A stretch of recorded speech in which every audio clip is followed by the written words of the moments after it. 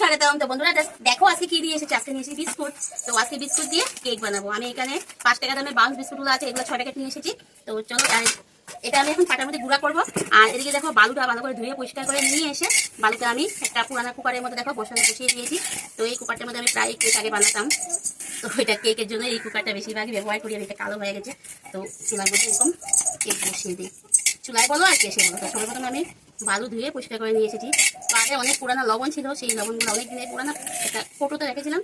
তো ওই দূরে খেয়ে লবণটা একদম তন্ন করে দিচ্ছে, সাথে অনেক প্লাস্টিকের গুঁড়া হয়ে গেছে। তো ওইখানে বালুটা ধুয়ে পরিষ্কার করে আমি বালুটা গরম করে নিচ্ছি। আর ওদিকে চলো আমি পরের স্টেপে গিয়ে কি করি দেখি। তো আমি এখানে উষুম জল নিয়েছি, সেই জলের মধ্যে দুধ গুলে নেব। আমি এই যে এই দুধগুলো নিয়েছি, তো এই দুধ নিয়ে গুলে নেব। তো বন্ধুরা সবাই প্রথমে দুধটা গুলে নেই। আর একদম সহজভাবে একটা কেক বানিয়ে দেখাবো, কিছুই লাগবে না। উষুম জলে আমি দুধটা খুব ভালো করে গুলে নিই।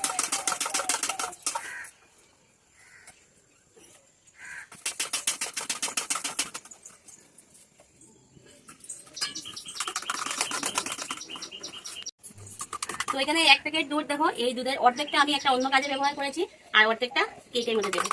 1 প্যাকেট দুধ 200 গ্রাম, ধরো 100 গ্রামের মতন, 150 গ্রামের মতন, যাই হোক 100 গ্রামের মতন আমি ব্যবহার করেছি, মানে অর্ধেকটা করেছি, অর্ধেকটা এটার মধ্যে গুলে নিয়েছি। তো চলো এই বিস্কুট দিয়ে কেক বানাবো। দেখো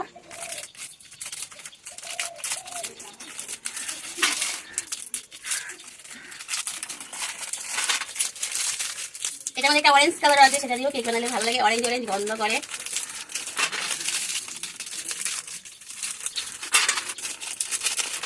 তো এরকম করে আমি সব প্যাকেটগুলো ছুটিয়ে নিয়ে আসি।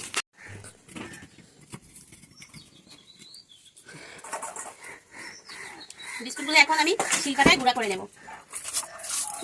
তোমরা মিক্সারের মধ্যেও করে নিতে পারো, একদম ঘরোয়া পদ্ধতিতে আমি দেখাবো যাতে সবাই করতে পারে। শিলপাটায় একদম মিহি করে গুঁড়া করে নেব।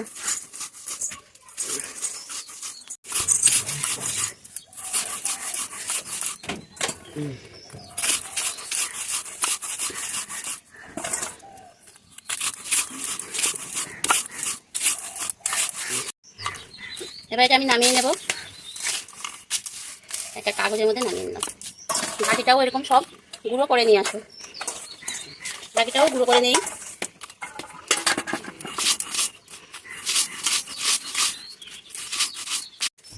ওরিও বিস্কুট দিয়েও কেকটা খুব ভালো হয়। তো বন্ধুরা এদিকে আমার বালুটা গরম হয়ে গেছে, এখন বালুর ভিতরে আমি একটা কাগজ বসিয়ে দিই।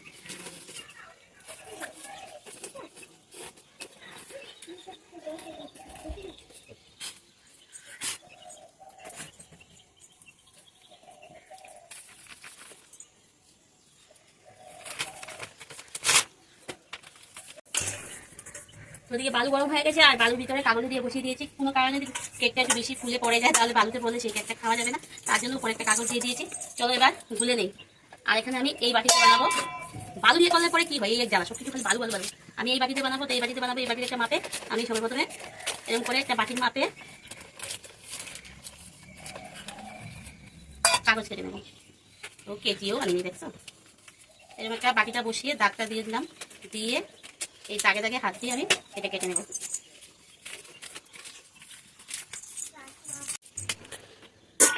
এবার বাটির মধ্যে অল্প তেল লাগিয়ে নেব।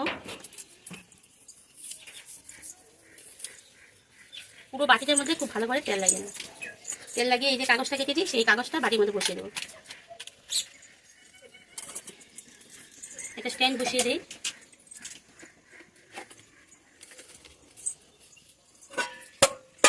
এবার চলো বিস্কুটের ব্যাটারটা গুলে নিই। বিস্কুটের গুঁড়াটা সবের মধ্যে দিয়ে দিলাম। 6 প্যাকেট ছিল, 6 প্যাকেট এখানে দিয়ে দিলাম।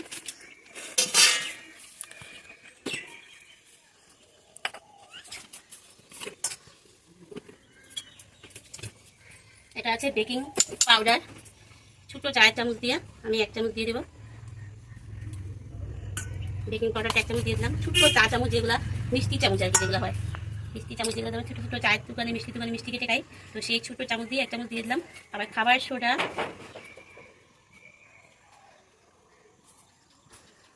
এই যে এই চামচের হাফ চামচও না, দেখো এই চামচের 4 ভাগ হয়, তাহলে আমি 1 ভাগ দিয়েছি। খাবার সোডা দিয়ে দিলাম।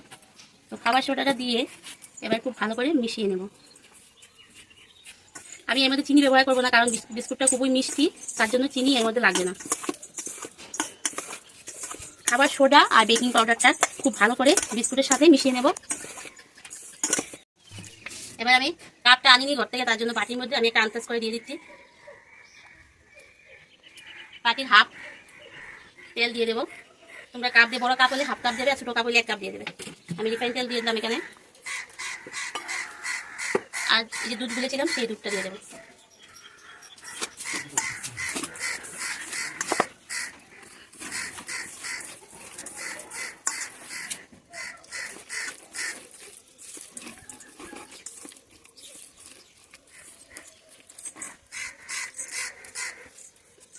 দুধটা দিয়ে খুব ভালো করে ফেটাবো। তোমরা যদি বেকিং পাউডার বা খাবার সোডা না দিতে চাও, তো তোমরা এর মধ্যে ইনো দিতে পারো, কিন্তু একদম ইনোটা একদম লাস্ট টাইমে দেবে, যাতে ইনোটা দিয়ে গুলিয়েই বসিয়ে দেবে। 1 প্যাকেট ইনো দিয়ে দিতে পারো এর মধ্যে। এটা আমি এখন খুব ভালো করে ফেটাবো।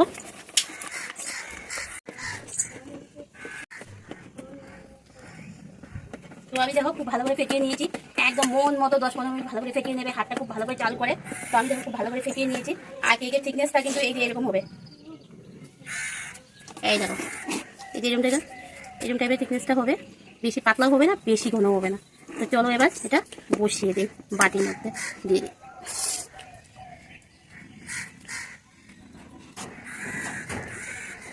দেখেছো, বেশি পাতলাও না আর অতিরিক্ত ঘনও না।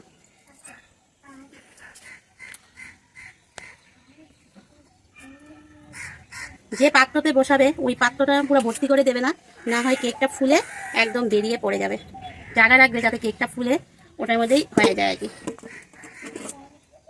বিস্কুটটা কত আঠা একটা ভাব।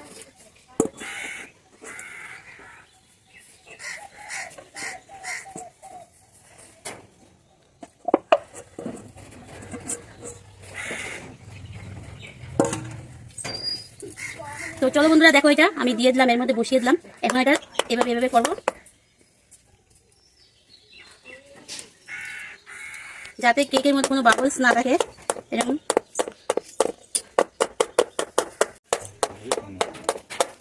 তো এভাবে করবে, একটা বাবলস থাকবে, সেই বাবলসটা এই দেখো বাবলসটা দেখছো, জায়গাটা ফুটো হয়ে যায়, বাবলস সেট হয়ে যাবে একদম। এই দেখো বাবলসটা সেট হয়ে গেছে। চলো, বাবলসটা বেরিয়ে গেছে।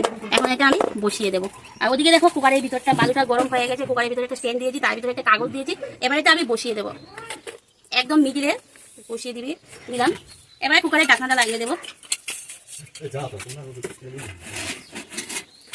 এবার এটা 45 মিনিটের জন্য কম আঁচ দিয়ে 45 মিনিটের জন্য এটা রেখে দিলাম। 45 মিনিট পরে বন্ধুরা ফিরে আসছি, কিরকম হয়েছে তোমাদেরকে দেখাবো। তো বন্ধুরা, উপরে কিশমিশ কাজু দিতে আমি আগেই লাগিয়ে দিয়েছি, কিশমিশ আর কাজু এর মধ্যে দিইনি।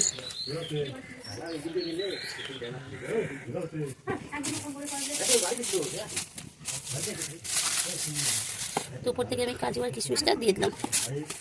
এবার এটা লাগিয়ে দিই।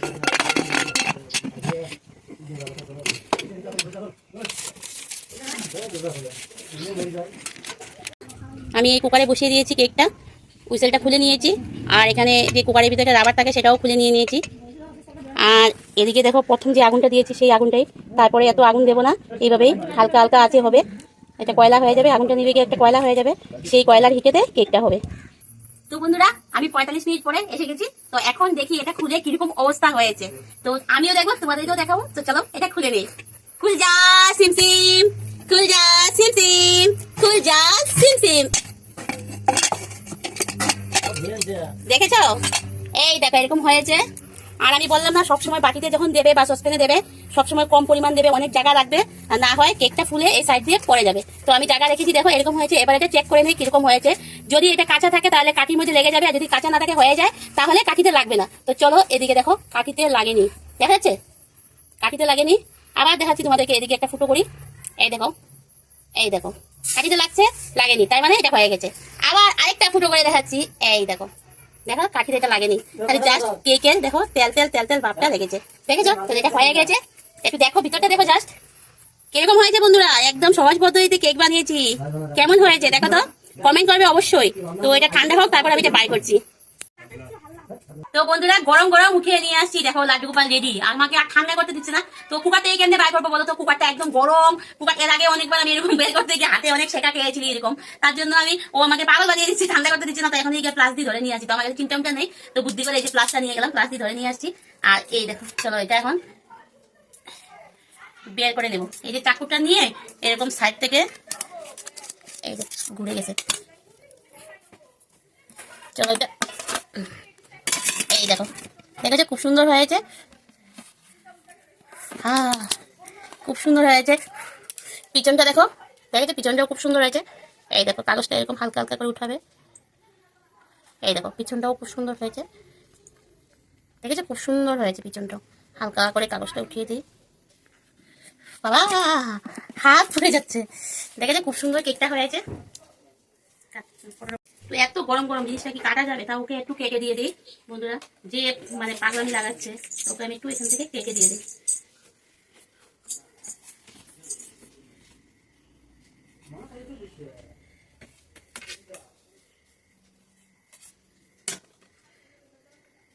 তো দেখো এই দিকটাও দেখো খুব সুন্দর হয়েছে, এই যে ভিতরটা দেখো খুব সুন্দর হয়েছে একদম, দেখেছো খুব সুন্দর হয়েছে। আর বিস্কুটের সাথে যে ক্রিম গুলো ছিল, সেই ক্রিম গুলোও দেখো, এই দেখো বিস্কুটের যেখানে যেখানে ক্রিম পড়েছে সেখানে দেখো কিরকম হয়েছে, ক্রিম গুলোও ছিল, খুব সুন্দর হয়েছে। তো তোমাদের কাছে কেমন লেগেছে? যদি ভালো লাগে লাইক করবে, কমেন্ট করবে, শেয়ার করবে। যারা এখনো আমার এই চ্যানেলটি সাবস্ক্রাইব করেনি প্লিজ সাবস্ক্রাইব করে দিও। আর যারা ফেসবুক প্রোফাইল দিয়ে দেখছো তোমাদেরকেও বলছি একটু ফলো করে দিও, আমার পাশে থেকো। তো আজকের মতো টাটা, বাই বাই।